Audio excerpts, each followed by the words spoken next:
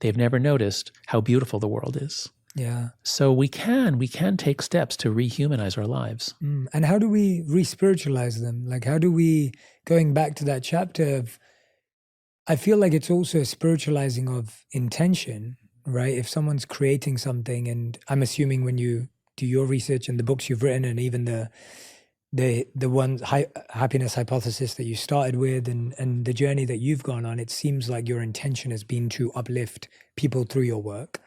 Certainly my early work, I used to study positive psychology, and the goal there was very explicit. The whole movement started by Martin Seligman in the 1990s. The whole movement was psychology is pretty good at taking people from -6 up to 0. We have some ways to bring you up to 0. But most people are actually above 0. Most people are actually doing reasonably well, and they want to go from +2 to +7. And psychology had nothing to say to them. So yes, a lot of my early work was about how do we get to +7?